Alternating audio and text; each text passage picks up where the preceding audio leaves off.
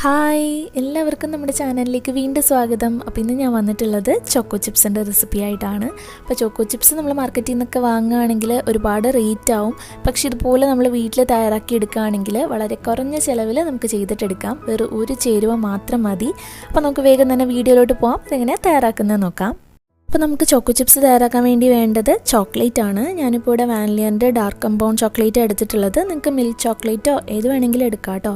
ഇതിപ്പോൾ 500 ഗ്രാമിൻ്റെ പാക്കാണ്. ഇത് വെറും 100 രൂപയാണുള്ളത്. അപ്പോൾ ഇതുപോലത്തെ പാക്കറ്റ് വാങ്ങാൻ കിട്ടുവാണെങ്കിൽ അതാണ് കേട്ടോ ഇത് ചെയ്യാൻ വേണ്ടിയിട്ട് നല്ലത്. കാരണം അപ്പോൾ നമുക്ക് കുറഞ്ഞ ചിലവിൽ ഒരുപാട് ചോക്കോ ചിപ്സ് തയ്യാറാക്കി എടുക്കാനായിട്ട് പറ്റും.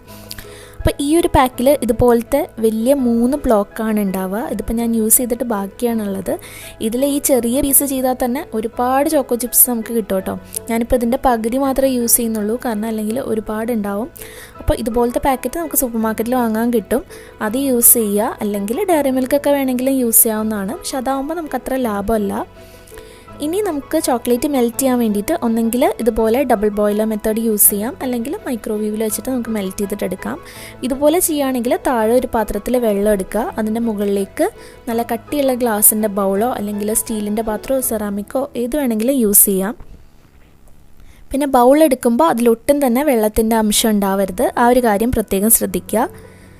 അതുപോലെ തന്നെ താഴത്തെ വെള്ളത്തിൽ നമ്മുടെ ഈ ബൗള് മുട്ടരുത്. മുട്ടിയിട്ടുണ്ടെങ്കിൽ ഇതുപോലെ ഗ്ലാസിൻ്റെ ബൗളൊക്കെ ആണെങ്കിൽ പൊട്ടിപ്പോവാൻ ചാൻസ് ഉണ്ട്. നമ്മൾ ചോക്ലേറ്റ് ഇതിലേക്ക് ഇട്ടിട്ട് വെള്ളം തിളയ്ക്കുമ്പോൾ ചോക്ലേറ്റ് പതുക്കെ മെൽറ്റ് ആവാനായിട്ട് തുടങ്ങും. അപ്പോൾ ആദ്യമൊന്നും അധികം ഇളക്കിയൊന്നും കൊടുക്കണ്ട കേട്ടോ. അത് ചുമ്മാ ഇങ്ങനെ വെക്കുന്നത് തന്നെയാണ് നല്ലത്. അപ്പോൾ പെട്ടെന്ന് തന്നെ അത് മെൽറ്റായി വന്നോളും. പിന്നെ ഒരു കാര്യമുള്ളത്, നമ്മൾ ചോക്ലേറ്റ് ഫ്രിഡ്ജിൽ നിന്ന് ഡയറക്റ്റ് എടുത്തിട്ട് മെൽറ്റ് ചെയ്യരുത്.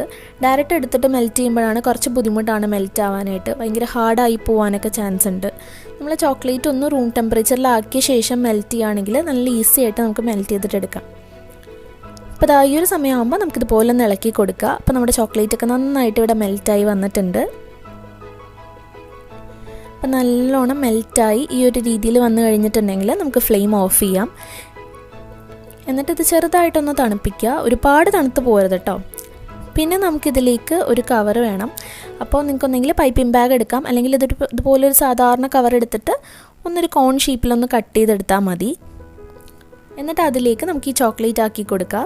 അപ്പോൾ ചോക്ലേറ്റ് ഒരുപാട് ചൂടോട് കൂടിയിട്ട് ആക്കി കൊടുക്കരുത്. അതുപോലെ ഒരുപാട് തണുത്തും പോകരുത്. തണുത്ത് പോയിട്ടുണ്ടെങ്കിൽ നമുക്ക് ആ ഷേപ്പിൽ കിട്ടില്ല. ഇനി നമുക്കിതുപോലെ ഒരു അലൂമിനിയം ഫോയിൽ ഉണ്ടെങ്കിൽ നിങ്ങൾക്ക് അതെടുക്കാം, അല്ലെങ്കിൽ ഒരു ബട്ടർ പേപ്പറോ അല്ലെങ്കിൽ ഒരു പ്ലാസ്റ്റിക്കിൻ്റെ ഷീറ്റാണെങ്കിലും മതി. അതിലേക്കാണ് നമ്മളിത് ഇട്ട് കൊടുക്കുന്നത്.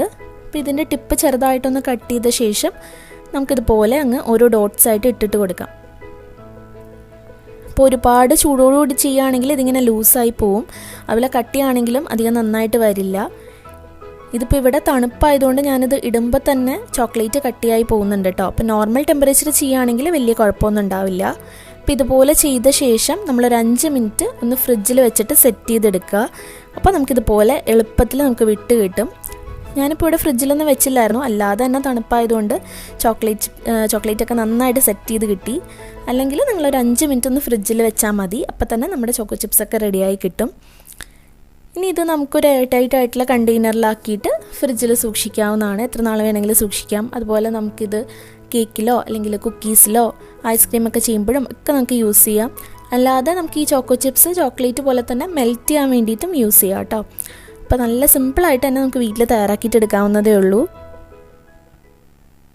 അപ്പോൾ ഇത്രേ ഉള്ളൂ. നമ്മുടെ ചോക്കോ ചിപ്സ് വളരെ എളുപ്പമാണ് തയ്യാറാക്കി എടുക്കാൻ വേണ്ടിയിട്ട്. കടയിൽ നിന്ന് വാങ്ങുകയാണെങ്കിൽ ഒരുപാട് റേറ്റ് ആവും.